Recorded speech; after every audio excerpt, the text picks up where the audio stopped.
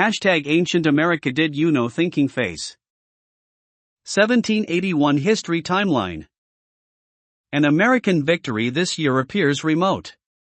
Britain controls the seas, blockades or possesses every major American port except Boston and Newport. Congress is unable to raise troops or money. The French alliance has been a disappointment. The recapture of New York is impossible for lack of naval support, although a French army is lingering on at Newport, Rhode Island, ready to fight. Washington's own army is destitute. Mutiny and desertion are common occurrences. Washington sums up his situation on May 1, 1781, instead of having everything in readiness to take the field, we have nothing, and instead of having the prospect of a glorious offensive campaign before us, we have a bewildered and gloomy defensive one. Much to Washington's surprise and delight, the situation has changed by August. Two powerful French fleets appear, one of them carrying another army. Cornwallis, after reaching Virginia, finds he cannot secure any of the states through which he has traveled. Washington tricks General Clinton into thinking he is about to strike at New York, and shows up at Yorktown, Virginia, instead, with a 16,000-man French-American army. Cornwallis has no alternative but to surrender his army of 7,000 troops. This event marks the end of British hopes to retrieve its rebellious American colonies. By this time, the former colonies have adopted their first written constitution, the Articles of Confederation. January 1, Congress issues $191 million in paper currency, Continentals. January 3, a mutiny breaks out among Pennsylvania troops. Negotiations restore order, but most of the mutineers prepare to desert the army. January 14, Virginia agrees to cede its claims to lands north of the Ohio River, removing the last barrier to ratification by Maryland, the sole holdout of the Articles of Confederation.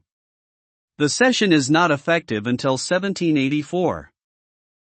January 17, General Daniel Morgan wins a smashing victory over Tarleton at Cowpens, South Carolina. January 20, a mutiny of New Jersey troops is quelled by General Robert Howe, who hangs two of the leaders. February 6, Congress establishes a Department of Finance and appoints Robert Morris as superintendent. February 9. In North Carolina, Generals Morgan and Nathanael Greene join forces as Cornwallis is enticed to pursue them. Crossing the Dan River into Virginia, they await reinforcements from Washington. March 1. Maryland ratifies the Articles of Confederation. The Articles of Confederation are declared in force. March 15, Cornwallis wins a technical encounter with Generals Greene and Morgan at the Battle of Guilford Courthouse, North Carolina, but Cornwallis suffers heavy casualties and fails in his attempt to subjugate the Carolinas. March 18. Cornwallis marches to Wilmington, North Carolina, to await reinforcements. April 2, Commander John Berry on the American frigate Alliance is attacked by the British Mars and Minerva, and forces both to surrender. April 25, Cornwallis, against the instructions of his superior, General Clinton, strikes out northward into Virginia, believing that the conquest of Virginia is essential in order to control the South. May 20. Cornwallis reaches Petersburg, Virginia. May 20. France makes a large loan available to the United States. May 21. Washington and French General Rochambeau meet at Wethersfield, Connecticut, to decide on objectives. Rochambeau talks Washington out of his plan to attack New York. May 22 to June 19. Greene again loses, failing to take 96, South Carolina, a heavily fortified town. May 29.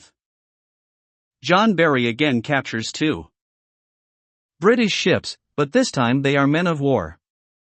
Berry is wounded and his crew is nearly in mutiny before he wins the fight. June 4. Tarleton almost captures Jefferson at Charlottesville, Virginia. June 10. Benedict Arnold, now in British uniform, appears at Richmond, Virginia, leading raiding parties. June 14.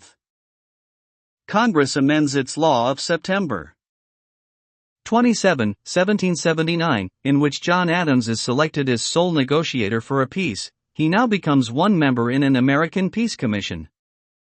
The surrender of Cornwallis.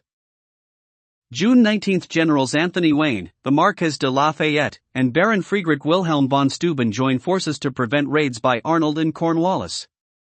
Arnold leaves Virginia, and Cornwallis moves toward Yorktown. July 20. Slaves at Williamsburg, Virginia, set fire to several buildings, including Virginia's capital.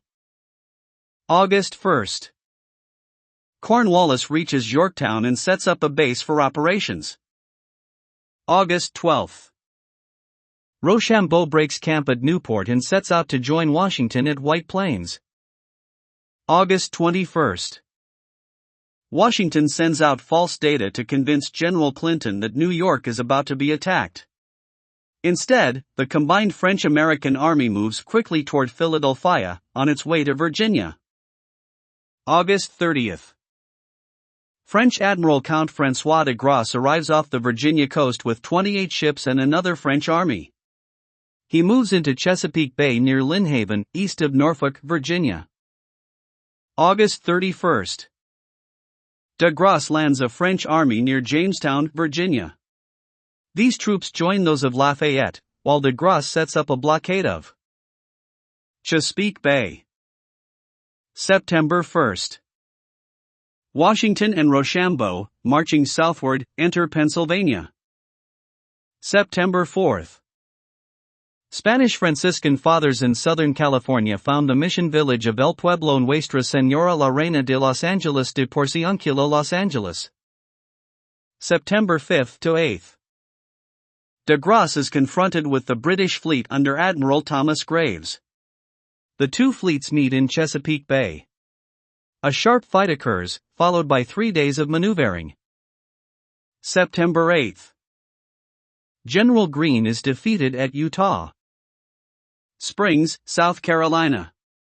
Despite this and earlier defeats, Greene has managed to push the British back into Charlestown, and to restore most of South Carolina to American control. September 9.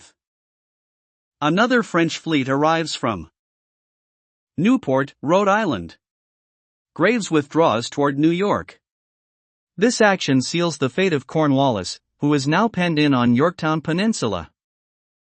September 14 to 24. The combined army of Washington and Rochambeau is transported down Chesapeake Bay and reaches Williamsburg, Virginia. September 28. The huge Allied force marches the 9 miles from Williamsburg to Yorktown and besieges Cornwallis' forces. September 30. Cornwallis abandons the outer defenses of Yorktown. October 19. Cornwallis surrenders. October 24. Washington urges an attack on New York, but the French fleet is in a hurry to leave American waters. November 5. A large loan from the Netherlands is made available to the United States. December 31. With adequate funds on hand, an agency is needed to undertake their management, and the Bank of North America is chartered.